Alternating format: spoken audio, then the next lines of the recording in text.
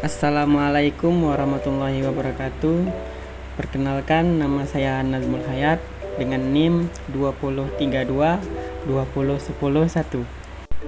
Baiklah, saya akan memaparkan materi saya yang berjudul Kedisiplinan dalam Kerja. Baiklah, langsung saja ke materi yang pertama, yaitu pengertian kedisiplinan. Kedisiplinan adalah fungsi operatif keenam dari manajemen sumber daya manusia. Kedisiplinan merupakan fungsi operatif MSDM yang terpenting karena semakin baik disiplin karyawan, semakin tinggi prestasi kerja yang dapat dicapainya. Tanpa disiplin karyawan yang baik, sulit bagi organisasi perusahaan mencapai hasil yang optimal. Tindakan disiplin ini dapat berupa teguran-teguran, penskoran, penurunan pangkat atau gaji, dan pemecatan. Tindakan-tindakan ini disebutkan oleh kejadian-kejadian perilaku khusus dari pegawai yang menyebabkan rendahnya produktivitas atau pelanggaran instansi. Adapun disiplin preventif yaitu disiplin yang dilakukan untuk mendorong para karyawan agar mengikuti sebagai standar dan aturan, sehingga penyelewengan dapat dicegah. Sasaran pokoknya adalah untuk mendorong disiplin diri di antara para karyawan. Dengan cara ini, para karyawan menjaga disiplin dan mereka bukan semata-mata karena dipaksa. Adapun materi selanjutnya yaitu pendekatan dalam disiplin kerja. Sistem disiplin karyawan dapat dipandang sebagai suatu penerapan modifikasi perilaku untuk karyawan yang bermasalah atau karyawan yang tidak produktif. Disiplin yang terbaik adalah jenis disiplin diri, karena sebagai besar orang memahami apa yang diharapkan dari dirinya di pekerjaan dan biasanya karyawan diberi kepercayaan untuk menjalankan pekerjaan secara efektif. Adapun pendekatan dalam disiplin kerja karyawan adalah disiplin itu terbagi menjadi dua. Yang pertama, disiplin positif. Pendekatan disiplin positif dibangun berdasarkan filosofi bahwa pelanggaran merupakan tindakan yang biasanya dapat dikoreksi secara konstruksi tanpa perlu hukuman. Adapun yang kedua yaitu disiplin progresif. Disiplin progresif melambangkan sejumlah langkah dalam membentuk perilaku karyawan. Kebanyakan prosedur disiplin progresif menggunakan peringatan lisan dan tulisan sebelum berlanjut ke PHK. Materi selanjutnya yaitu indikator-indikator kedisiplinan. Pada dasarnya, banyak indikator yang dapat memengaruhi tingkat kedisiplinan karyawan suatu organisasi. Di antaranya, yang pertama, tujuan dan kemampuan. Tujuan dan kemampuan dalam suatu organisasi harus jelas dan ditetapkan secara ideal. Yang kedua, kepemimpinan. Kepemimpinan sangat berperan dalam menentukan kedisiplinan karyawan, karena pemimpin dijadikan teladan dan panutan oleh para bawahannya. Yang ketiga, balas jasa. Balas jasa atau gaji dan kesejahteraan ikut mempengaruhi kedisiplinan karyawan, karena balas jasa akan memberikan kepuasan dan kecintaan karyawan terhadap perusahaannya. Yang keempat, keadilan.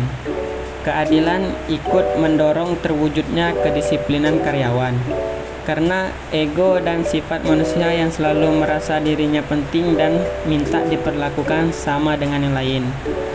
Yang kelima, waskat. Waskat disebut juga dengan pengawasan melekat, adalah tindakan nyata dan paling efektif dalam mewujudkan kedisiplinan karyawan perusahaan. Yang keenam, sanksi. Sanksi ini berperan penting dalam memelihara kedisiplinan karyawan. Sanksi hukuman yang semakin berat, karyawan akan semakin takut untuk melanggar peraturan peraturan perusahaan. Yang ketujuh, ketegasan. Ketegasan pemimpin adalah melakukan tindakan akan mempengaruhi kedisiplinan karyawan perusahaan. Pimpinan harus berani tegas bertindak untuk menghukum setiap karyawan yang disipliner sesuai dengan sanksi hukum yang telah ditetapkan. Yang ke-8 yaitu hubungan kemanusiaan. Hubungan kemanusiaan yang harmonis di antara sesama karyawan ikut menciptakan kedisiplinan yang baik pada suatu perusahaan. Selanjutnya yaitu upaya peningkatan disiplin. Yang pertama, memberikan pujian kepada pegawai yang telah menyelesaikan tugas. Yang kedua, memberikan teguran kepada pegawai yang berbuat salah. Yang ketiga, memberikan penjelasan yang penerangan mengenai hal-hal yang belum diketahui untuk menghilangkan rasa ragu-ragu. Yang keempat, memberikan latihan dan kegiatan yang berkesinambungan untuk menambah keterampilan dan rasa percaya diri. Adapun materi selanjutnya yaitu tingkat dan jenis sanksi disiplin. Tujuan utama mengadakan sanksi ini disiplin kerja bagi pegawai yang melanggar norma-norma perusahaan adalah memperbaiki dan mendidik para pegawai yang ditujukan haruslah setimpal dengan pelanggaran disiplin yang dilakukan sehingga secara adil dapat diterima. Pada umumnya sebagai pegangan manajer meskipun tidak mutlak. Tingkat dan jenis sanksi disiplin kerja terdiri atas sanksi disiplin berat dan ringan. Adapun sanksi yang pertama yaitu sanksi disiplin berat, yang misalnya tingkat jabatan yang singkat lebih rendah dari jabatan atau pekerjaan yang diberikan sebelumnya. Pembebasan dari jabatan untuk dijadikan sebagai pegawai biasa bagi yang memegang jabatan. Memutuskan hubungan kerja dengan hormat atas permintaan sendiri pegawai yang bersangkutan.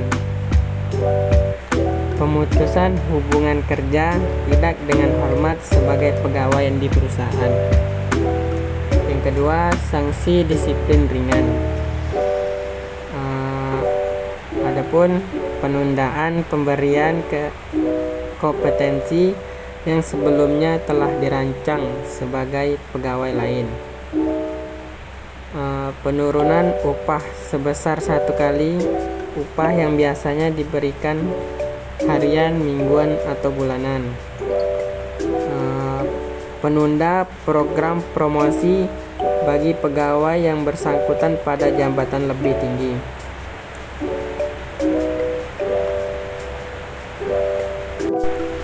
Selanjutnya, faktor-faktor yang mempengaruhi disiplin kerja. Dalam kedisiplinan kerja ada beberapa faktor. Yang pertama, pembagian tugas dan pekerjaan telah dibuat lengkap dan dapat diketahui dengan sadar oleh para pekerja. Yang kedua, adanya petunjuk kerja yang singkat, sederhana, dan lengkap. Yang ketiga, kesadaran setiap pekerja terhadap suatu tugas atau pekerjaan yang menjadi tanggung jawabnya. Yang keempat, perlakuan adil terhadap setiap penyimpanan oleh manajer. Yang kelima, adanya keinsyafan para pekerja bahwa akibat dari kecerobohan atau kelainan dapat merugikan organisasi dan dirinya serta ada kemungkinan membahayakan orang lain. Adapun kesimpulan dari materi saya ini adalah disiplin kerja dapat melekat pada diri seseorang dikarenakan faktor tuntutan dalam lingkungan operasi